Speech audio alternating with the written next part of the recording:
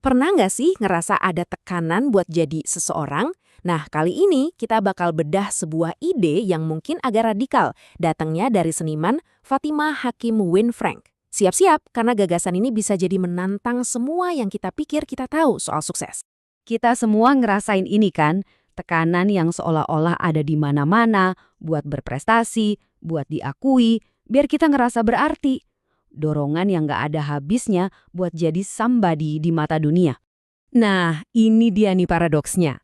Sebuah ide yang kedengarannya aneh, tapi mungkin justru disitulah kunci kebebasan sejati yang selama ini kita cari-cari. Yuk, kita telusuri bareng-bareng. Oke, kita mulai dari sini. Gimana sih ambisi kita yang gak ada habisnya buat jadi seseorang ini ternyata ngebentuk hidup kita, seringkali tanpa kita sadari sepenuhnya. Yang menarik, di balik semua pengejaran akan ketenaran, uang, atau jabatan itu, sebenarnya ada satu kebutuhan yang jauh lebih mendasar dan simpel. Kebutuhan buat merasa dilihat. Sesimpel itu, merasa kalau kita ini ada dan berarti buat seseorang. Buat Fatima sendiri, pencarian ini akarnya ada di satu momen di masa kecilnya, sebuah lomba melukis. Kelihatannya sepele ya, tapi ternyata momen inilah yang jadi titik awal dari segalanya. Ceritanya gini, temanya itu gambar ibumu. Fatimah karena pengen banget menang, dia gambar sosok wanita yang cantik banget, teknisnya sempurna, tapi itu bukan ibunya. Sementara adiknya dengan jujur dan polos, cuma gambar lingkaran buat muka dengan 2 titik buat mata. Dan tebak siapa yang menang? Tentu saja adiknya. Meskipun kalah dan ngerasa dicuekin seharian, malamnya pas dia nggak sengaja dengerin obrolan orang tuanya, dia dengar ayahnya bilang kalimat sederhana ini. Cuma 1 kalimat, tapi itu mengubah segalanya.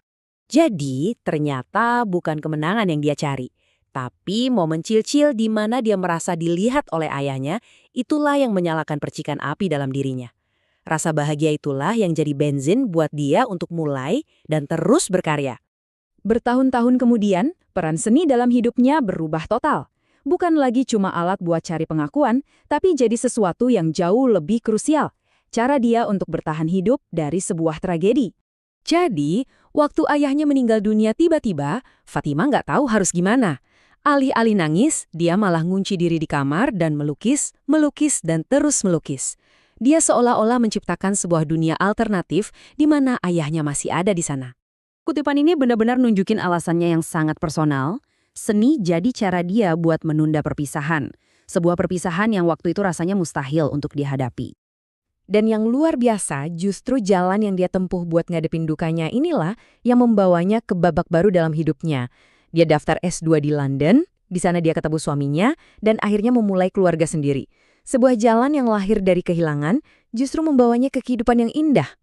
Tapi, ironisnya, setelah semua pencapaian itu, tekanan untuk terus menjadi somebody, seseorang yang hebat, yang sukses, malah jadi beban yang makin berat dan gak tertahankan. Coba deh bayangin, daftar tugas di kepalanya tuh kayak gini.